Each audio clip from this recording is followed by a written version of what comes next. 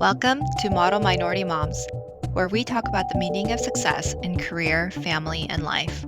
We are Jeanette Park, Kate Wong, and Susan Liu, Harvard classmates and Asian American working moms who get real about the pressures of fitting in while standing out. Hey, Model Minority Mom listeners, we wanted to put a call out there for you to consider becoming a paid subscriber to our Substack. That's currently the main way we're accepting listener support. And whether it's $5 a month, $10 a month, or a one-time annual subscription, will just put more fuel in our tank for us to keep on going, for us to be able to pay for a part-time editor, pay for our various editing software, pay for us to put out video content, do more on social media, just reach more listeners, moms and women and other people like us being the collective, not just the three of us, but our listener base as well. To be honest, we can't promise subscriber exclusive content. We're just going to be really real here. But some people have already really just donated without us even asking. And we thought maybe there's more people out there who would be interested if we put the call out. So, fellow model minority moms, we are putting out the beacon. Please respond.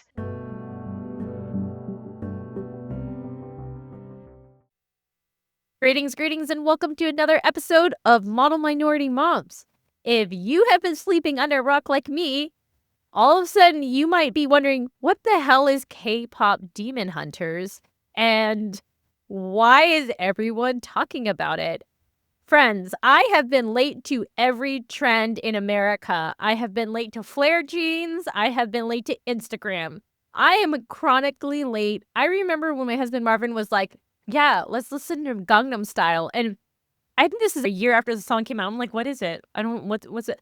Yeah, and then I was like, oh my God, I have a Korean boyfriend and know nothing about Korean. Why are all these people wearing all these Korean 23-step face mask regimen thing? Like, what is it about Korea? What is it about K-dramas? What is it about everything Korean? Like, why are they like so cool?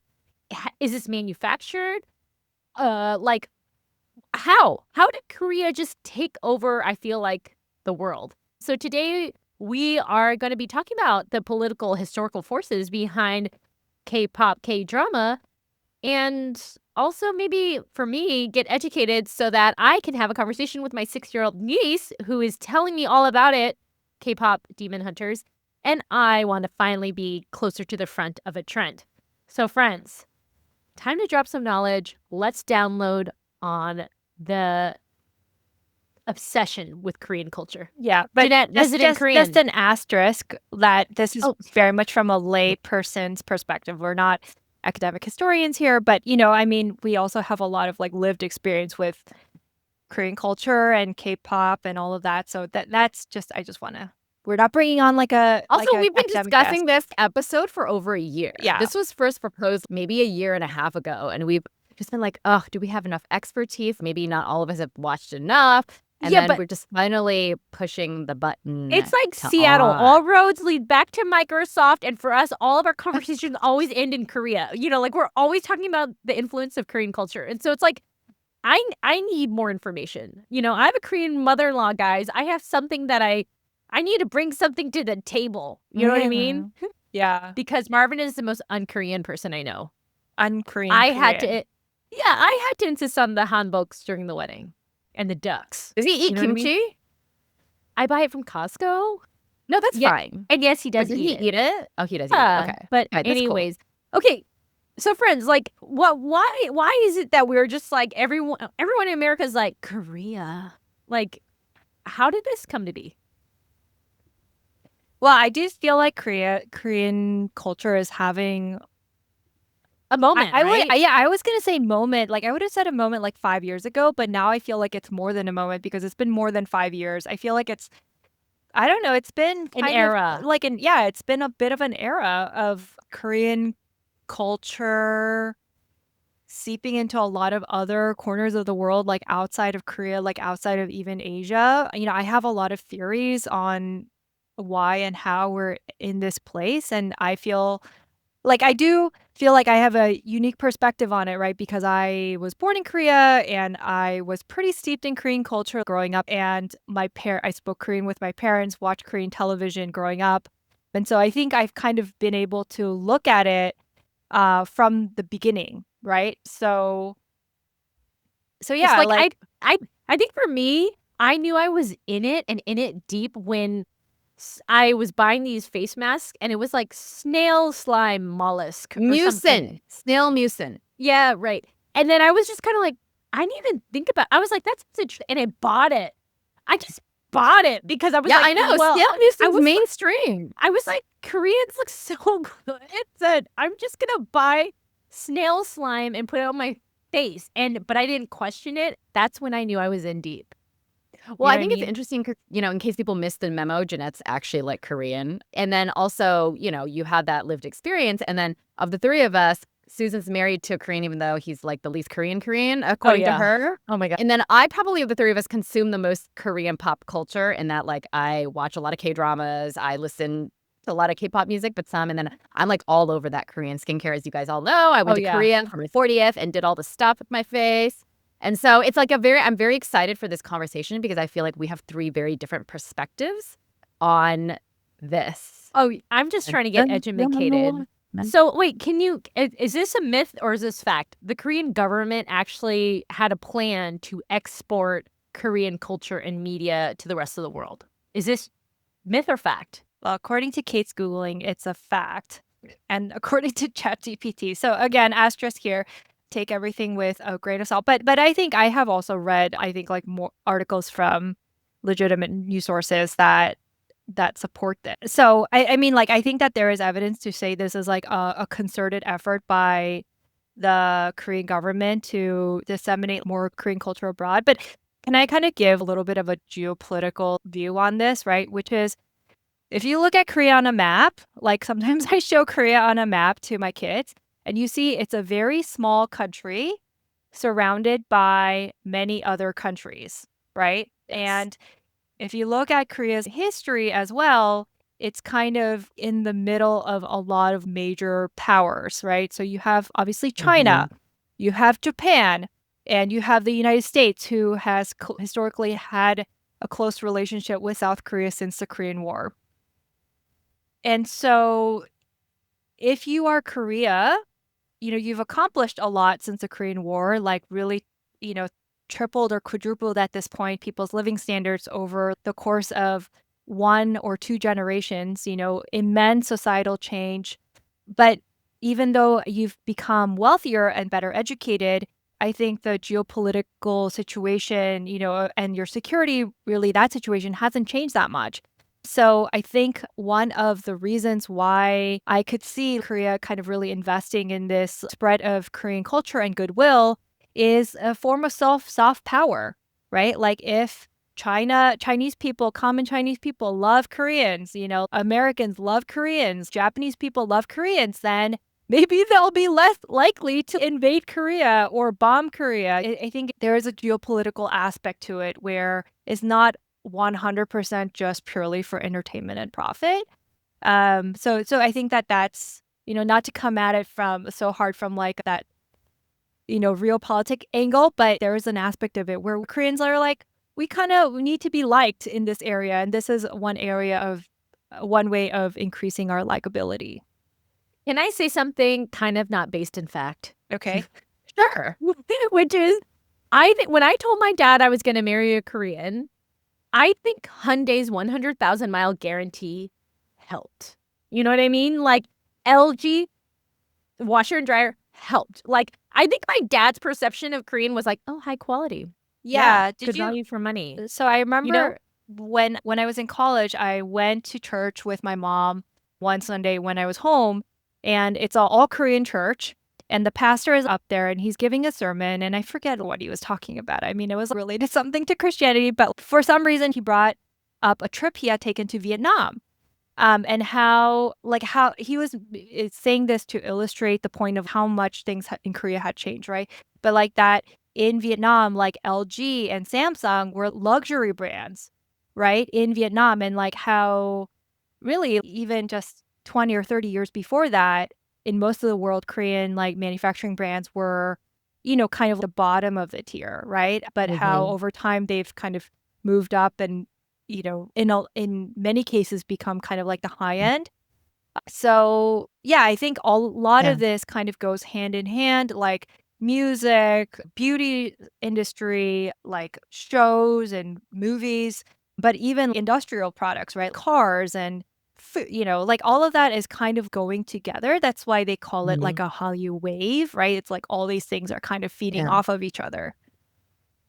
I think, Jeanette, the geopolitics is inseparable from this Korean soft power because, given the history of Korea, so I've read mostly about the history of Korea from the perspective of the history of Japan and China, which, as you mentioned, like they are two powers that have at one point or other in Korea's history basically colonized Korea. Or like during the Mongolian-led Yuan dynasty, they forced Korea to be a vassal state, and Korea had to pay tribute every year with people, beautiful women, and also like money and Malay soft and all this other stuff. And then, of course, like the Japanese also, did a number on Korea. And I think what's really interesting as an outsider, like a non-Korean, when I look at Korea, is the immense amount of national pride that Korea has for such a tiny place. Like if you think about the geopolitical precariousness of the Korean peninsula, it's like it's got these giant powers, literally and figuratively on either side, but it's managed over the course of like thousands of years to retain a very distinct Korean identity, even though it's absorbed a lot of these influences from Japan and China, right? And I think that's really unique. And I kind of see this Korean pop culture wave as like yet another manifestation of that, in like tying that to Jeanette's sort of like explanation as it's like a survival method, right? Especially because like Korea doesn't, I mean, when you think about its economy, right? It doesn't, what does it export? So I guess there's Samsung, there's LG, there's, all the Korean beauty stuff. Apparently, my friend who's a geopolitical expert told me that Korea does also export a lot of military, like, equipment to Southeast Asian countries. But, like, it's kind of small. So from, like, that perspective of that, like, economic, exporting, it can't export a lot of, I guess the physical exportation of items is relatively limited. There's not that much you can produce. And so I feel like the Korean exportation of soft culture is now by this point, like, it's gotten even more famous than the hard stuff. I mean, I just woke up one day and I was like, why is being androgynous, like, hot? Oh, yeah. I never really got on that train, but yes. Maybe we need to explain that for people who are not as familiar with Korean pop culture. Like, what is it? What are the hallmarks of Korean popular culture, which includes this androgyny that you're talking about? Maybe we can take it by like category, like music, fine, yeah. And then K-pop, K-drama, yeah, K-drama, K-beauty, yeah, K-beauty, yeah. Is there K anything else? K appliances, K cars? Yeah, K cars. I mean, I would actually, I don't really know. I think definitely like this type of export, sorry, just to finish up on your point, Kate, like this type of export definitely is much more scalable, right? Than making physical goods. But I think like actually Korea does export like a lot. I mean, cars, like steel industry, like military stuff. I think Samsung is like the number 2 manufacturer of chips, computer chips, and so, and obviously like household appliances like washer, dryer, things like that. So I think like definitely for its size, it punches above its weight. But like, yeah, I think one advantage of something like this is like, yes, it's like, it's very scalable. Like you just make a show and then you could like, so many people can watch it. But yeah, that's particularly important because Korea's birth rate has dropped like dramatically. Yeah, yes, it's like 0.78 or something right now. Yeah, we can talk really about it. I think it's the lowest in the world, actually. And yeah, I think you're right. We can talk about that too. I have like so many thoughts on that, but that's a little bit separate from it's related to, but separate from like today's discussion. All right. Okay, so can we talk about Korean pop music? Like, yes, K music, K-pop. Okay. K-pop. Oh, yeah. That's how hip I am, guys. Okay, so K-pop. So there was like the first boy band. The song Butter? What is it? HOT. Oh. Well, BoA. Well, BoA was really one of the early ones. Like when we were in college, do you guys remember BoA? Yeah, I think HOT was even earlier. HOT was like earlier when than we BoA? were in middle school. Yeah. No, I'm talking about the guys that all had to go to military. BTS, that's later. They're like the newest wave. They're new. We gotta go earlier, girl. Okay, so you said that there's all these other ones like they were all Korean, or what point did they start importing non-Korean people to be a part of K-pop? That's to a very train there? recent thing. That's within, I Okay. would say, like Yeah. very recent. I think within the last 5 to 10 years. Okay. So if you want to start at the beginning, from my perspective, the beginning is really like in the mid 90s with HOT and a few other bands. And what I want to say as a Korean American is that the Korean American contribution to K-pop, I feel like, is largely ignored and hidden. But if you dig into like the biographies of many of these performers, their producers, their songwriters, they are disproportionately Korean American because they were bringing in Western influences of hip hop and R&B and other, even like just the language, right, into Korea. And some of them, they were interested in making a career in this area, but they couldn't because they were Asian and there was really no market for Asian performers in America. So they went to Korea and they, created Korean hip hop groups and things like that. And so, like, I think HOT also had, like, at least, like, a couple of their members were Korean American who kind of repatriated to Korea. But even now, like, if you look at Blackpink, like, one of their members is, like, Korean American, I believe. Another one is Korean Australian. And Hi. and they're, like, many Yeah, of... there's only one that's like Korean, Yes. right? Yes. Yeah. And then Jisoo. they're... Jisoo. Yeah, and then many of their like songwriters, choreographers, etc., many of them are Korean American. So I just want to give a shout out Yeah. to my fellow Korean Americans. Like, I think in some ways it's like ironic that some of them had to leave the United States to create a career for themselves. And then it's kind of coming full circle because a lot of those bands are becoming really popular in the US now, right? But they had to kind of go in this like different way. So Also, I yeah. learned black artists and like singer-songwriters and producers were also very active behind the scenes in K-pop. My friend who does the geopolitical research was saying that people don't give them acknowledgement Oh, either, yeah. that a lot of like the rap and hip hop vibes, which K-pop has, it synthesizes a lot of genres, right?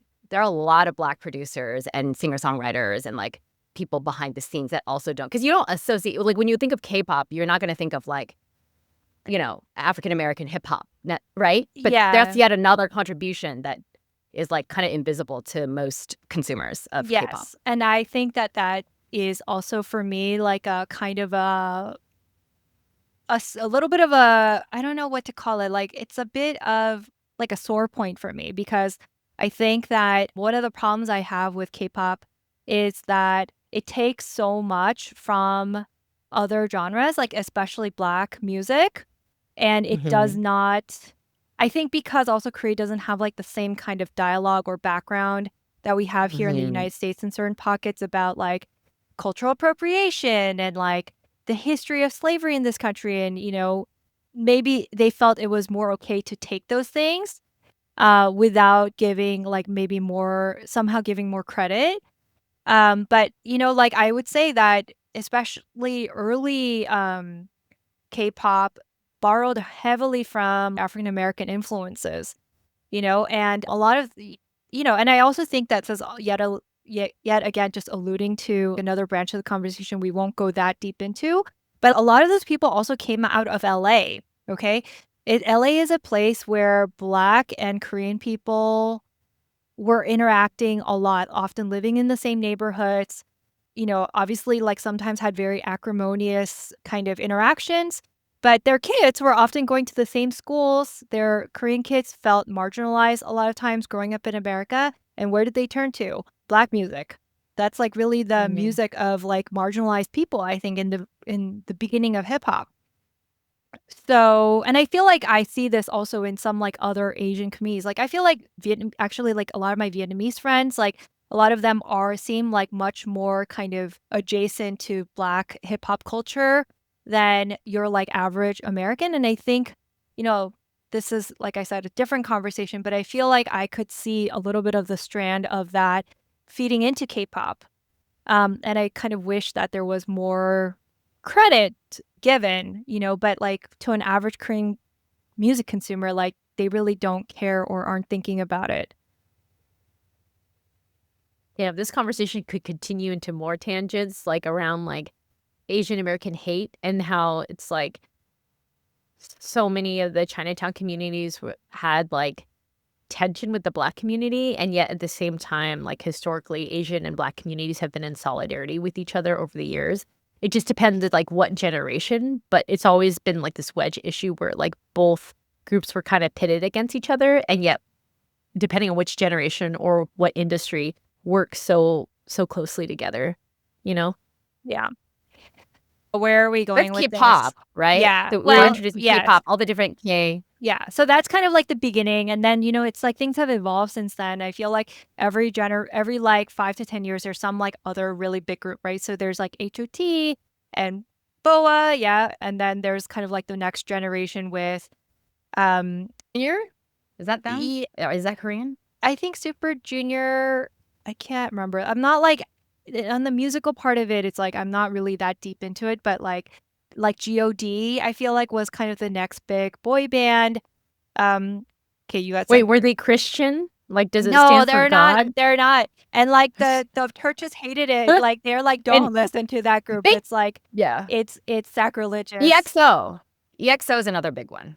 That was huge in China. EXO. But can we talk about like, I think we need to touch upon like the 4 companies that have created this K-pop culture and just how that whole system works, right? Because it's not just like, you know how in the US, like people get like scouted for talent and then like, I feel like there's more organic rise in the US to like become a pop star, right? They're not all from the same track, but if we're talking about K-pop, they literally, it is a friggin' factory. Like I think more people know about it now, but there are like literally, I think 3 or 4 companies that produce these groups. So Like what do you do? Like agencies. you just apply as a student, Yeah. and they just like use you as Trainee. labor. Yeah, they recruit trainee. They have competitions like in Korea and all over the world. And then you can like, for example, that's how Lisa of Blackpink was identified. She like won some contest. One of the 4 companies, I don't remember which one it was sponsoring some contest in Thailand. She won it. And then she went over to Korea as a trainee, I think when she was like 10 or 11.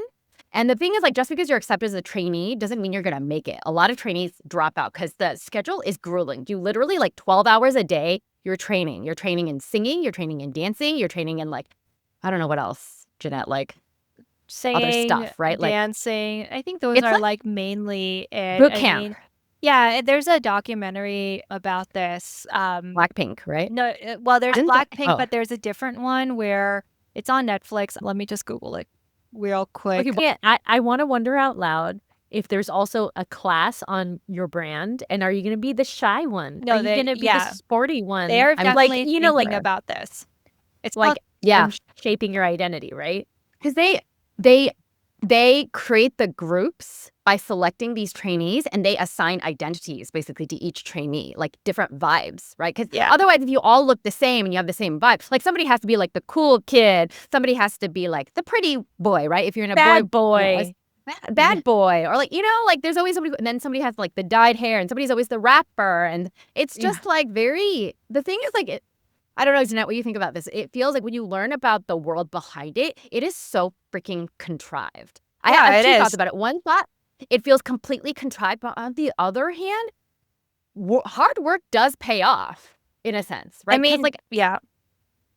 I don't know. What do you One think about thought it, that I Jeanette? have about like K-pop music and dance actually is that Korea has had a lot of success like taking art forms that were more kind of like just growing organically like elsewhere and then bringing it to Korea and then like really applying a lot of discipline and an industrial mindset to it, right? And so like, yeah, you take like, like in America, like we have like Taylor Swift, who's like a singer-songwriter. She's been writing songs since she was like a teenager. She wanted to do this, right? And it's like, of course, like there's been people who've put her on a certain path. Like, I mean, and she's just like one example, right? And not to say there aren't kind of machines in the US, there are, but it's not the same way as it is in Korea, where like they are very much like identify talent, like have a massive funnel, like identify talent, like put them in 3 years of training. At the end, there's like a kind of a make it or break it kind of like, are you going to go forward or not? Like half the people get cut. And then you're like in a debut group and then you see like how your debut album goes. And if it's good, then you continue. If you're not, you drop out. They have a whole system and they put the people under immense pressure. And it is very like, it is not as I guess the negative way to put it is like, or one negative aspect is like, it's not necessarily as much about the individual's artistry, right? And Sure. yeah, So wait, I have a question then. How do the contracts work out? Is it pay for hire, or do they own some of the IP? Like, do they actually get access to their own royalties, or it's like, no, you either, if you want to be in the front of the line, we pay you a flat fee. Do you get what I'm saying? Like, yeah, I don't really if there's less artistry? I don't really know things in detail, but my guess would be like for people earlier on in their career, I think their terms are probably much more in favor of the agencies than for the artists. Yes. And I think it's only if you become really huge, Yeah. like BTS, or what's that other boy group that was really big, like Big Bang, or like Big Bang. yeah, Big Bang, or like Blackpink, that later on in your career you can kind of have more control and also keep more of the revenue that you're generating. But it's like, Yeah. Because you have no leverage in the beginning. yeah, I, you have I no saw some leverage, yeah. Chinese, I saw some Chinese social media video of this Chinese trainee who went to Korea, and she's basically like, they like get paid nothing, right? Because Yeah. your whole training is covered. Like you're living for free, you're eating for free. It's kind of like indentured servitude a little bit. I kind of liken it to that. Like you're not really making any money, and like Jeanette said, you can only negotiate the terms once you become famous. So I think actually as a trainee, it's very rough. And if your debut is not successful, basically it's kind of like, you know how in trading firms they axe the weakest performing group every year? Like in high frequency trade, like, trading firms. Yeah. Even tech companies, like tech, the bottom 5 to 10%. Okay, so right? exactly. So that's what they do too, right? And like, so there are plenty of trainees who even made it into a debut group, but if their like group isn't successful, then they just, like, I think I was just talking to a friend about Kpop Demon Hunters, right? The woman who is the voice of the lead singer in the movie. She was a trainee, but she got cut. She didn't make it into the cut for like one of the debut groups, right? And so, like, Yeah. it is interesting that it's not just necessarily you have the most talent. It's almost like, can you survive? Yeah, it's both, right? You have to be talented, but you have to Talented. Yeah, and the environment in these groups are very Korean and Confucian mindset. It's weird because you're talking about popular music, but I think like you go in there, and my impression of it is very much dictated by rank and age, which is a very Korean thing. Oftentimes when you meet somebody in Korea, the first thing they want to know is what year were you born, Oh, yeah. right? Because even how they address you is going to be dictated by if you're older, the same age, or younger than they are, right? And so, and then the people Same in China. Yeah, the people who are the youngest, they have to sweep the floors, they have to mop the floors, they, like, they get the least like desirable practice slots, like blah blah blah, right? It's like it's very hierarchical and extremely like high pressure, where they're in training all the time, like every week or every like couple of weeks they have to do like a little kind of mock performance where they're evaluated. It's a very high pressure situation. And a lot of these people, like when they start training, they're like 13, 14, and some of them even drop out of school to pursue this like pretty much full time. So it's a very high risk endeavor, because if you don't make it, then really you've missed out on like your high school and college years to try to pursue this. Oh my God, it's so intense. But I kind of love how the person who didn't make it in the real group as an export decided to go into animation. Wait, as is that Arden Cho, or is this singing voice? It's the singing voice. Oh, it's the singing voice of Rumi. Yeah. And that's interesting, right? Repurposed, found another value. Yeah. Okay, so you've talked about all these groups. Can we just talk about the androgyny? Like, all of a sudden, like these beauty groups standards. Like, you can go to K-Beauty. Yeah, but people are like, oh my God, they're so hot. And then I look at these guys, and they kind of all look like AI bots, and their faces are all chiseled in the same way. And I'm wondering if they all get the same plastic surgery. Like, I'm sitting here going, like, are they hot? Because they look like a robot. I have a really like funny a girl. story. They kind of look like girls. Well, okay, so yeah. I have so many things to say about that, but a funny anecdote. Did you guys see there was some social media, like it went viral, where I don't know if it was a joke or it was for real, but this like American Caucasian girl, I think, went to Korea. It was someone who's really obsessed with like K-dramas, right, and K-pop, and expecting to find like the streets full of like hot like men who look like the K-drama actors. And it's basically the whole video is like just panning all over the street being like, what? These guys are so ugly. But it went totally viral because it was, I don't know, maybe she was like being sarcastic about it, but it goes to show you that No, it really has happens. influence. So like, okay, Oh, it really I know did we have happen. It was real. Okay, but I don't know if what she was doing was real or if it was a stunt for social media, but like I know we haven't gone to K-drama yet, but so I think like if I was like a amateur K-drama historian, I would say one turning point in the history of K-drama is when this one called Winter Sonata came out. Okay. It was a huge one in Korea, but also huge. Like, I think it was like maybe the first one that was really huge outside of Korea. And it was immensely, immensely popular in Japan. And the storyline is basically like, I don't remember all of it, but the guy he falls in love with a girl who obviously has cancer and is like dying, and he's like super romantic. Always cancer. Oh my God, that's so Korean. Yeah. And so there were apparently like organized tours of Japanese women coming to Korea because they thought that like they would find like all Korean men were like this. Of course, they were sorely disappointed. So this is not the first kind of thing where like, you know, Korean culture presents things one way. People are very starry-eyed. They're obsessed to the point where they will actually come to Korea to try to like find this version of a person.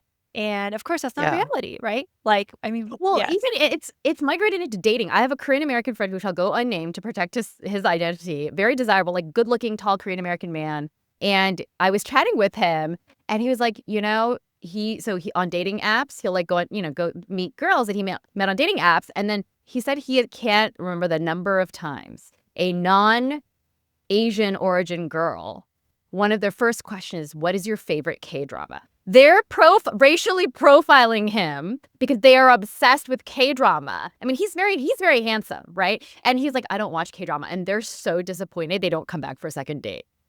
But he also feels kind of objectified, right? He's like, I'm a person. I'm not just like, you know, but these are girls that it's gotten so mainstream to the point where like American girls who are not Asian are like targeting Korean men on dating apps to go on dates with them. Well, man. I mean, I don't know whether to laugh or cry, because on one hand, I'm like, wow, the rise of the Asian man in America, right? Because like, you know, we grew up in a generation where being Asian and male was like not cool. And remember Angry Asian Man? Is that still around? Yeah, like that website? Yeah, I think so. He's definitely still around. Yeah, I was on his right? podcast. Because I think American standards of beauty are like big, tall, muscular, very macho, right? And Asian men are generally not that tall relative to like European origin men. And so I'm like, on one hand, I'm like, cool, dude, like you got objectified. Like, but on the other hand, I'm kind of like, well, is that like good? I don't know if that's really good. I mean, it's kind of, yeah, it's just maybe a fascinating phenomenon, right? Where like women are essentially trying to like live out their fantasy, right? Yes. But I will say, since I am married to a Korean man, they don't have that much hair, which is good. Right, like hairless, like on the chest, on the body. Okay, I was like, Marvin doesn't have much hair. No, Marvin also has voluptuous hair on his head.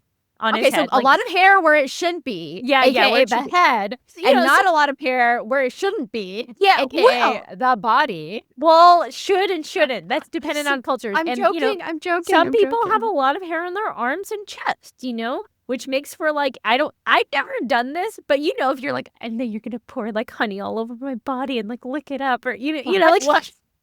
Is that a real fantasy?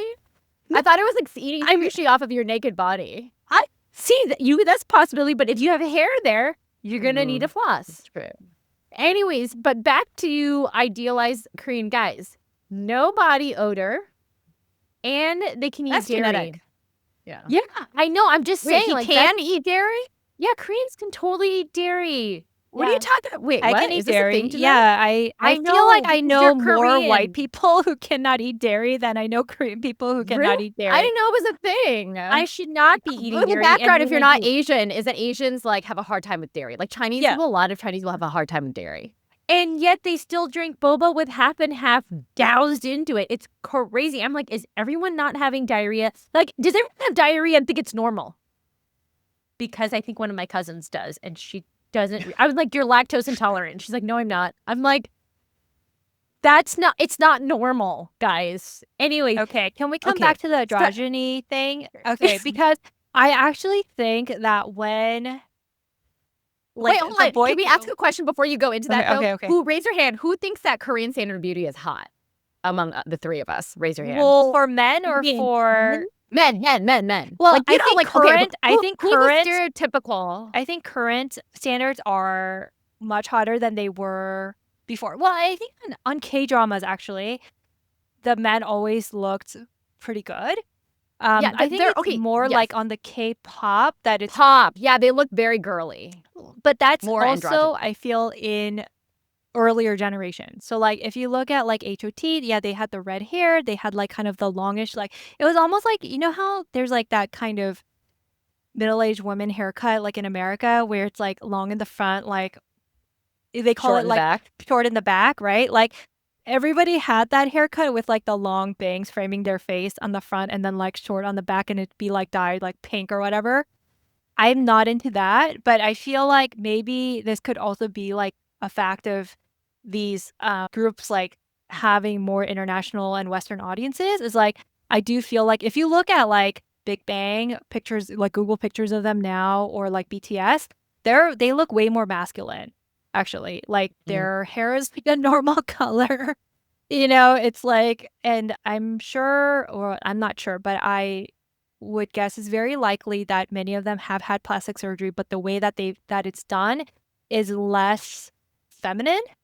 Where in past generations, like I feel like it was much more about like the really slim face, like pointed little chin, and I feel like now it's like a little bit less like that. And so I wonder if that's more, they still wear like a lot of makeup and stuff, that kind of stuff. But For sure. I think that might be, I never really understood the androgyny thing, to be honest. Like I just never really understood why they made them look like that. I didn't know if that's like what Korean audiences preferred or this was like some playing out of like anime thing, because anime. yeah, because like anime kind of preceded, this, and a lot of like the people in Japanese and Korean anime like always kind of look very feminine, So I don't know where that came from honestly, but it seems to be kind of going away. iRobot. Yeah, I mean, it's just kind of like weird though because the trends go away, but you already did that to your face. Like, Well, it's no longer you the same can people only- though. yeah, I don't know. It's like it's kind of.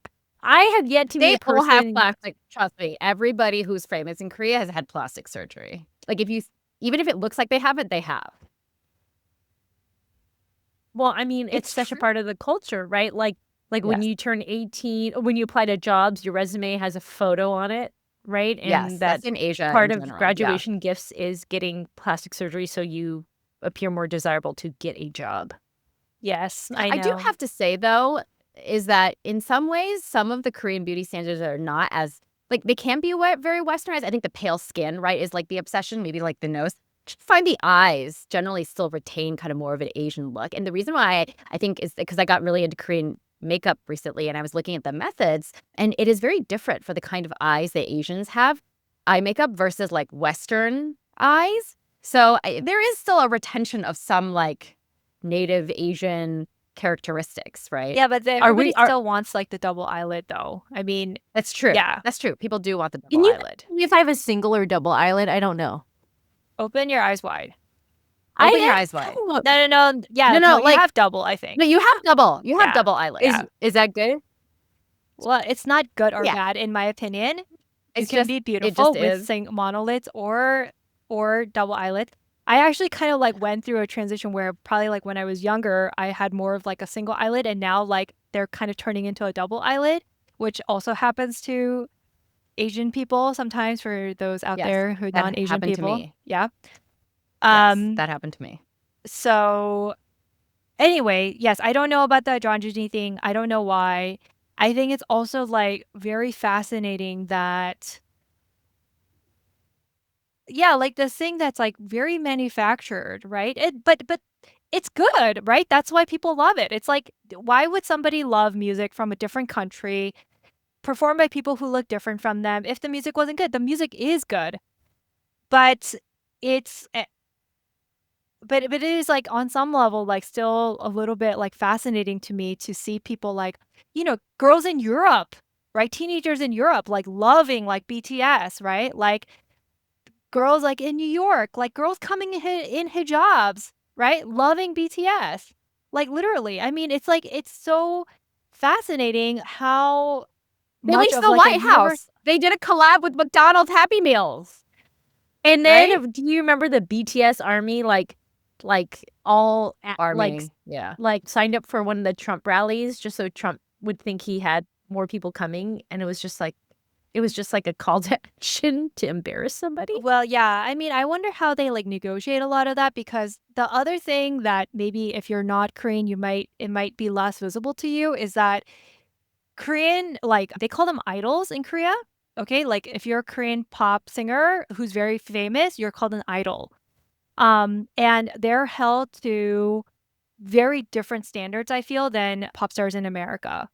So like a lot of times, like you're not allowed to date because Mhm. it would distract you from your work, and also because like it would make you maybe like less desirable in the eyes of your fans. So if you do date, then it has to be like very secretive, and a lot of times it's just very discouraged. And I think a lot of these people lead fairly isolated, very busy lives. But they're also very like it's pretty taboo for them to become involved politically or say anything political. Drug use is like it's like it carries very serious consequences for any kind of drug use in Korea. Tattoos are also like I think illegal still. Um, DUI is like if you get caught for having a DUI in Korea as an idol, you could have your whole career ruined. Like you would just like Yeah. people would turn on you. And I think this is a little bit of the dark side of Korean online culture, which I would say is even more developed than the US is like people can get super nasty on Korean media. And a lot Mm. of your status as a idol in Korea is driven by your fans. And so people can turn, it seems, really quickly on a dime. And so, you had an affair or you did something that's like kind of not approved by Korean society. I feel like here in America, that's pretty much par for the course. Like you're a bad boy, you're an Yes. artist, you do whatever, you got in a car crash, blah, blah, blah. It's like almost burnishes your image in the eyes of like many people, or like it's kind of fitting in. But in Korea, like you can't, like you have to be perfect, Yeah. basically. And yeah. And the worst thing is because went down a dark rabbit hole with what happened is that there are several prominent Korean actresses and pop stars who have committed suicide because of cyberbullying and because of bullying. Like, for example, the most famous one is Kim Se-ron. She killed herself this year in February. And a lot of the reasons leading to it is because a few years ago, she hit a pole while she was like drunk driving, right? And it completely derailed her career. She had to post a public apology. She lost all her opportunities. Like she was barely making any money. And then there's just a lot of backlash against her. And then she was also involved in a relationship with this really famous Korean actor. What's his name? And yeah. And so basically she just couldn't handle Kim Soo-yeon. I think is how do you pronounce it? Yeah, He's like super very big so right now.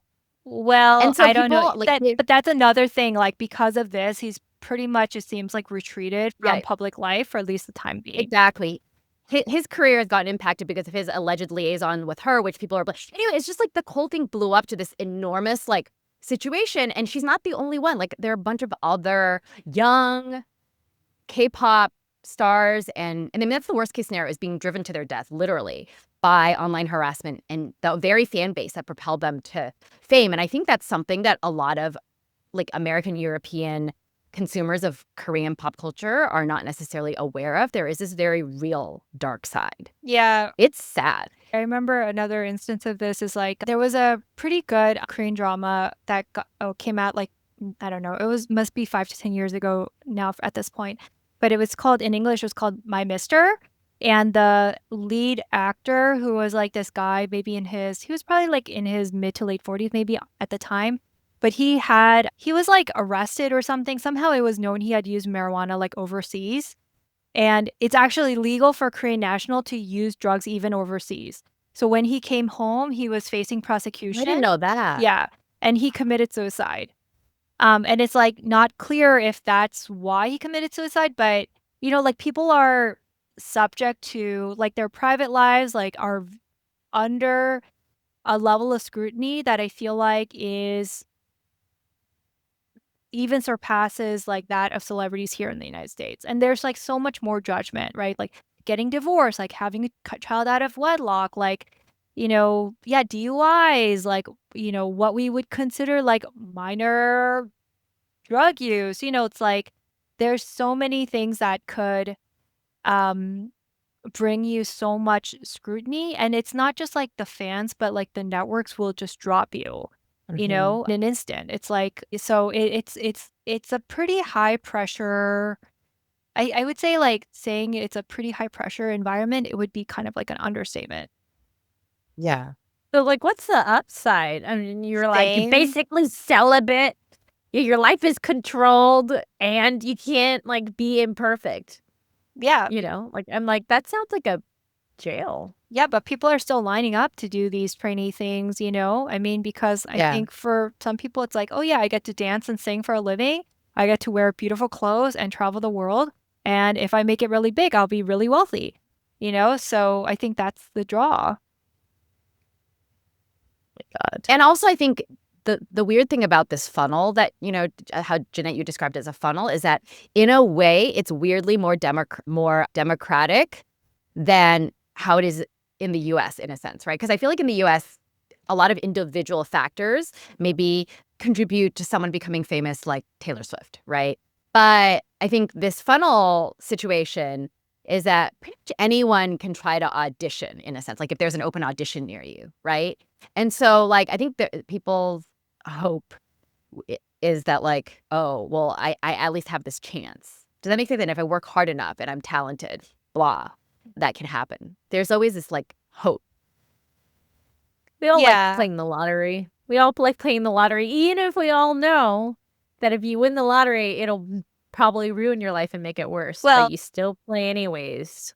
Can I also just say, though, there's also very much a homegrown kind of singer-songwriter kind of scene, who produce songs that are very nostalgic for a lot of Koreans that as a non-Korean, you probably wouldn't be exposed to. Actually, I was really surprised because in Kpop Demon Hunters, the first time Rumi and Jinu meet, I think, or like they have kind of a chemistry going on, right? Like they actually play a song that's entirely in Korean that's very familiar to a lot of people, like a lot of Koreans and Korean diaspora who've watched K-drama over the years. And this is not a K-pop song, but it's been played in many K-dramas at that scene where some people are starting to fall in love or whatever. So it's like, let's get to Kpop Demon Hunters because I feel like it kind of mixes like the music and the show part of it. But can I just say one thing about that show? Okay. Which Wait, is it on Netflix? It's on What is Netflix. it? And it's a cartoon that's an hour and a half. It is the most crazy kind of like they spent $100 million on this thing. And I'm just like, it is so crazy that anybody at Netflix agreed to greenlight and invest $100 million on this show that's about Korean demons being defeated by Korean shamanistic K-pop singers. I mean, like the storyline is so out there. It is so creative. I love it. At first, I didn't want to watch it. But now that I started watching it, like, I love it. And after the first 20 minutes, I kind of had to stop and be like, what is this feeling that I'm feeling, right? It's like, for me, as a Korean American, I think it does feel a little bit special because, like, I'm so glad that it's had so much success and so many people love it. But it's also, like, I feel like it's, in some ways, it's like a secret letter to Korean Americans. Like, honestly, that's how I feel. It's kind of like watching, like, a celebrity perform on stage, but they, like, do a secret gesture that's meant just for the two of you. Like it is so many of the cast are also, again, Korean Americans or Korean Canadians. And they bring in so much of Korean culture. It's definitely a Korean show, but I feel like it also uniquely speaks to Korean American and Korean Western diaspora in a way that I feel like is so special. And I feel so happy that it could have this kind of mainstream success. Are you only I halfway have through there are a it? lot of wink. Oh, Wait. sorry. Oh, yeah. Wait, are you only halfway through it because mom life and you don't have that much time, or are you savoring this? No, I'm like just because mom life, I need to go to sleep and my husband doesn't want to like binge watch it. Okay, and then wait, you said demons and then you said shamanistic and you are Christian. How is this working for you? Or is No, it like a callback to like Korean folklore or yeah, something? Korean shamanistic cultures are very tied in with Korean folklore. And I'm like, I didn't grow up immersed in it, but I am like somewhat familiar because it was still very much and it still is a part of Korean culture. Like, I remember even though growing up in Korea and living with my grandmother for a good portion of that time, even though she was like a very church-going Christian, there was a shaman. They're called mudang. They're primarily women, sometimes men, but primarily women who kind of is like the shaman for their community. There was a mudang who lived like on our street. And I remember there was like this one memory that seared into my mind where we were walking down the street and for some reason she had like a dead animal like on her doorstep. And like that kind of thing you just like don't forget, right? And like I'm not like against it. I don't know. It's like I believe in that? No, but like I appreciate it as like a repository for a lot of Korean culture because budangs also have historically been really connected to Korean songs and traditions. And I think that you kind of like at some level you need to acknowledge that, right? And it's an important part of Korean history and identity. I can't wait to learn more and maybe have a conversation started with my mother-in-law. Kate, you said that you've heard that there's a lot of winks and also you're There are a getting lot of into it winks. too.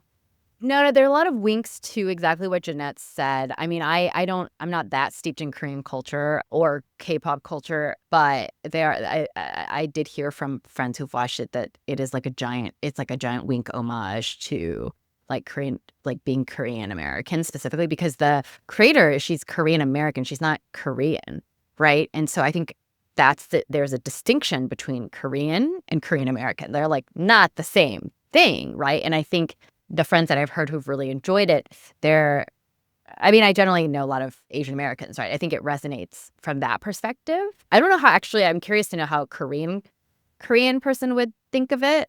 I don't know, Jeanette, if you have any visibility into. I'm sure it was dubbed in Korean and released, but I don't know about how it was received. I think the limited information I have is like it's generally positive. I know that there was like this one video that went really viral of like a member of BTS watching it and filming himself watching it for the first time. And that was very popular. So I think like generally there's a positive reception. And I think generally Koreans are just always very flattered by things that and are very happy when things that their countrymen make do well abroad, right? And that extends to Korean Americans, and Korean Canadians, actually. I think the creator of this show might be Korean Canadian. So my question to you is my 6-year-old niece was like, I was like, so what's going on? She goes, Kpop Demon Hunters or whatever. And I was like, oh, cool. She's like, that's all I want to watch. That's all I sing. That's all I am. And I was like, what is happening? Because we have been texting about it. And then she's talking about it. And I was like, okay, wait, I'm taking a step back. And then she's talking to Art, who's 5. And she's like, she's 6, right? She goes, I think you're too young to watch it, Art. It might be Too young. She might be too young to watch it too. Like I was like, wait, you're 6, you're 5. But I was like, is it scary? Like, can Art watch it? Or like, Kate, you said you girls might watch it. Like, tell me more. Tell me more. Like, is this a Pixar feeling movie? Like, what's happening here? Well, I'm also like Jeanette, only halfway through it. I would say that the verbal content is pretty clean, but there are definitely allusions. Like there's this one scene where the male like boy band comes on and the girls see them and they just look at their abs and imagine like, shucked like ears of corn. So their like eyes allusions turn like that, into which corn, are kind and then it starts popping corn and then popcorn. and the Yeah, other her eyes girl's start like popping eating it. popcorn. That's Yeah, so funny. stuff like that, which is like, I don't know that my 3 and 5-year-old will get the reference, but that's like kind of more mature content, right? It's kind of like you're seeing like this. I don't think, but then in terms of what they're saying, it's not I don't know. I feel like it's I feel actually like the not. demons are kind of scary, and like the fact that like the demons are Yeah. like sucking up people's souls, like I feel like that is Okay, kind of yeah. like Yes. scary. It's not like graphic Yeah. violence, but I feel like Right. there is a lot of fighting and like a lot of soul sucking and like demons crawling Ooh. around under the ground. So it's like Yeah. I could definitely see it giving a younger kid nightmares or just kind of the sense of like, oh, it's like, you know. Dude, I had to explain to Art the other day. He's like, "What happens when we die?" And I was like, "Okay." I was like, "Well, it depends what school it's at. We got heaven, we got hell, you're just in the dirt, or maybe reincarnation." And he was like, "Okay, and if I'm gonna have to Oh explain man, it's like a demon whole separate sucking, episode, dude. you know what I mean? Like, if I gotta go soul sucking and what that, you know what I mean?" I was like, "Okay, that's too hard for me to explain to a 5-year-old. Also, that sounds kind of scary." Okay, all right. So somehow this was greenlit for $100 million, which is crazy because it's animation. Wait, let me It's just double check animation. that number, but I'm pretty sure that's what because I kind of went down a little bit of a I'd be rabbit curious on hole how just much money it has made back. Like well, it's on I've heard Netflix, it so made it's Netflix a yeah, lot. so it's Somebody got promoted or somebody got hired. You know what I mean? Like in those situations. oh yeah, budget was 100 million according to Wikipedia. Insane. But yeah, I think the animation is in general, I think very high quality, and I think one of the things that I really appreciated is that they just like even like a lot of the expressions, like the facial expressions are very Korean. Like so it's just like it's made I feel in a very loving way. Like in Can you show me one? Like show me. I don't understand what a Korean like like I don't know. I can't do it now. I'm not an anime character. But maybe I can like share a clip later. But I think it's great. Like I haven't watched the whole thing, so I'm not completely able to pass judgment yet. But overall, I love it and I feel like I don't know, to me in this world, it should be a very niche thing. Like the only people who should be interested in watching this are Korean Americans and maybe Koreans and some other Asian Americans. But instead, it's becoming this huge thing where, their songs, let me see what the latest data is, but um like I think their songs became here on July 29th, 2025, according to Wikipedia today, it says Netflix announced that Kpop Demon Hunters had become the platform's most watched original animated film of all time. On August 5th, they reported that this film has become Netflix's fourth most watched English language film of all time, and wow. it has reached 158 million views since it was released like 2 months ago. On August 12th, now it's the second most popular English language film of all time.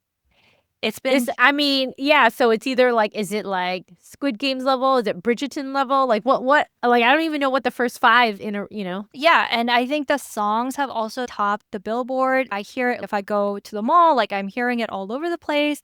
I was telling you guys I went to an 8-year-old girl's birthday party over the weekend, and these 4 girls, they were just belting it out at the top of their lungs. They had a little boombox with them. They were playing K-pop Demon Hunters. None of them have any Korean heritage. They were so into it, and even my son is like, I want to watch K-pop Demon Hunters. And we're like, no, we're trying to, this separate conversation, we're trying to pump the brakes on content. And according to Common Sense Media, it's prescribed for ages 10 and up. So Yeah, but Yeah, okay, see, maybe it not. sucks because at school they're probably all gonna be talking about it. we should do a whole nother episode on this. It's just like how to manage things when your kids' peers are like, their families are letting them do things maybe that you're not letting them do, or vice versa. I actually also have, Isaiah has friends whose parents like basically don't let them watch anything but Bluey, apparently, and I'm like, That seems like a better life. I don't know, but like it has pros and cons because when she's going to school and all her other girlfriends are talking about K-pop Demon Hunters, she has no idea what they're talking about. I think, so it's like it's kind of like how do you navigate that? How do you help your kid navigate that? I think that's a whole different thing. But K-pop Demon Hunters, I mean it's PG, but I'm watching it and I'm kind of loving it. Oh, the other day as in this morning, I was having a really bad day And my breakfast was panda chocolate cookies. And for Oh lunch, no. and for lunch it was just Costco seaweed. And I was just like, Susan, like I was like, I was like, I need to watch TV. That's what I need. I was like, how can I feel better? And I was like, I think I need to watch TV. So yeah, yesterday was a good day. I did like 100 push-ups and 100 squats. I did like a total like 1,000 movements or whatever in class. And today's not a good day. So maybe I will watch Kpop Demon Hunters to make myself feel better. And then maybe we can form a girl band. And then, which actually, okay, is there anything else to say about Kpop Demon Hunters? Because I have my inside thought I want to share with you. Well, there are 3 of them, so technically for Halloween, the 3 of us could dress up as each one of the characters. Oh my God. Okay, well, I gotta say, am I a bad girl? Jeanette, you have to be that one that's like not roomy, but like what's that one who's like she choreographs? That's like totally your vibe. The red-haired the girl. tall one, The red-haired girl. Her name not is the cutesy yeah, shorter one. yeah. What's the one? Yeah, I forget her name. Mira. Maybe you're. Do you think you're like the Mira? Maybe we can figure out the costumes later. But oh my there's God, 3, that's and so then we're funny. 3, so Oh my that God, would be I really would awesome. done, I would like, a totally group do that. costume in a long time and felt intentional. I always know. feel like Halloween sneaks up on me, and the day beforehand, I'm like, what can Amazon Prime to me? It's a giant pumpkin or it's a sexy cat. You know what I mean? Like, even though I'm like so creative, I just feel I'm so bad with time, and then I get overwhelmed. I always thought like I would dress art up into different famous art pieces, like the screaming guy. Dude, you or can't whatever. buy And that then- on Amazon. No, I know I would make it, but then I know. usually That's what my happens point. is the day before I'd be like, you want to be a witch again? Great, let's just pull out the witch costume. Okay, so all right, so K-pop, huge influence in our lives. Clearly, I have not really listened to any song but Butter, because that's the only thing I can name. And hail to God, am I right, ladies? Nope. Okay, my 2 Christian co-hosts say no. But anyways, okay, so Korean culture has had such an immense impact on all of us. I remember like Gangnam Style came out, and what is it? Gangnam is an actual town? Gangnam. So Gangnam is Is like a neighborhood. it's like rich the place? wealthiest part of Korea, or yeah, probably of Korea. Also, and where of the most Seoul. plastic surgery clinics are. I can attest to this. All of the clinics that I was looking at, not for plastic surgery, for like aesthetic, whatever, dermatology, they're all in Gangnam. Yeah, like so- this one street is just full of. Yeah. So Gangnam is And like it's all it's like the Beverly Hills or Bel Air of Seoul. That's a good one. Yeah. So obviously all interconnected. We will continue this series on Korean culture and its takeover another future episode, because clearly we have so much to talk about it. So I'm glad we got to wrap up K-pop, because we've been talking about it forever about doing this episode. I want to wrap up this episode with Inside Thought, which is, all right, we're K-pop stars. Which archetype are you? That's my question to you. Like, are you bad boy? Are you shy one? Are you athletic? You know, like which spice are you? Are you scary spice? You know what I mean? Like which? But can we talk about it with reference to like Blackpink? Okay, so I've thought about this seriously. Okay. Where I feel I'm like glad you thought about it seriously. okay, so I like Rosie the best, even though I think for my personality, I'm probably more like a Jenny. But I like Rosie. Okay, I'm not a Lisa, I though. don't know what any of that means. Just tell me Okay. who Rosie So is. Rosie's actually a really good singer, and she's the one who did that Apata song, you know, that is like, Oh my you haven't listened God. for that one. I love that with song. Bruno Mars. Art loves that song. Okay, and yeah. she's like she's kind of more of a sweet, like not super, super edgy person. I think she's really talented, like her voice. But Jenny is like kind of a little, like her music is edgier. She does a lot of different genres, but her voice kind of is like not that great. Lisa is like the coolest one, right? She's dating the heir to LVMH, and she's like tall, she's Thai, like she raps, but her voice is not very good. Is dating the heir to LVMH? Yeah. Her boyfriend is like, you know. You have no idea. Like these What's his girls name? have reached not just like the top tier of Frederick Korean Arno. entertainment. They are like royal. They're like Beyonce level now, basically. What? Yeah. Yeah. Each one of them is. Wow, that was a successful group then. Yeah. I feel like you would be kind of like Lisa. I don't know. Yeah, You I kinda give feel me like you're Lisa more vibes. like Lisa. If I What? had to pick Who's one, Lisa again? Lisa's the Thai one. She's like the Thai one who's dating the LVMH heir. Oh, that's cool. No, but she's also Seems like like- more like kind of like free flowing, like a little goofy. Yeah. Yeah. Are you trying Yeah. to say I'm goofy? Yeah. Are you Jisoo, Jeanette? Are you I Jisoo? don't know. I don't feel like I kind of I don't know. Feel like I'm a little bit more familiar with Lisa, but like beyond like among the other three, I don't know if I can really. Who's the most Korean of them, and she's the only one that's like actually Korean. She's also a little bit more reserved, but she's like super popular in Korea, but not that popular outside of Korea. Sorry, not saying that you would Yeah, be super yeah, popular yeah. in Korea, but not. But it's just like her. Yeah. She's much more like. She's much less like out there because the other three, they like one's Thai, one's like you said, I think Korean American, right? Yeah. And then one's Korean New Zealand, and so they just they like Jeanette, appeal you to can different choose segments any of the character of population. any band you want. Yeah, And I you can would be big outside of Korea. I would say I am. Well, I'm not gonna pick somebody from Blackpink. I think if I had to go back, I feel like a little bit more like Boa. If you had like really kind of like LA, like hip hop vibes, you The know, OG. yeah, kind of. And so there's like a part of me that kind of can resonates with me. I mean, she's pretty like she's old by Korean K-pop standards. She's 30. And she's pretty much like Ooh, she's retired. 30, yeah, 38, right? Yeah, she's 38. Yeah. retired now, pretty much. I think she's like still kind of makes appearances now and then. But yeah, I feel like that's probably who comes to Jeanette, mind. I would not have guessed you for hip hop. You don't understand. I feel like growing up in LA as an Asian American, it's its own thing. Like even though I'm not a big music person and I'm not super into hip hop culture, you just couldn't really escape it. So there are very I just SoCal wanna Asian. see you wearing like a jersey and gold chains. No, but I did do like the baggy pants, like the little tank tops, like Really? You gotta show us those photos, Jeanette. I want to Yeah. see. the big ass like, you do the glamour photos at the mall with like a big ass light flashing in your face, like that kind of vibe. I mean, it's like I wasn't heavily into it, but it was just like in the water. Things I always learn about Jeanette. All right, friends, that's it for K-pop, part of our Korean series. Stay tuned for K-drama and K-beauty coming up. All right, that's it for Model Minority Moms. Stay sane out there. Bye. We hope you found something helpful, reassuring, or interesting in this episode of Model Minority Moms. If you enjoyed the episode, please help us spread the word by texting a friend about our show or leave us a review on Apple Podcasts. If you want to connect with us, please visit our website at modelminoritymoms.com or follow us on Instagram, where we love receiving messages from our listeners.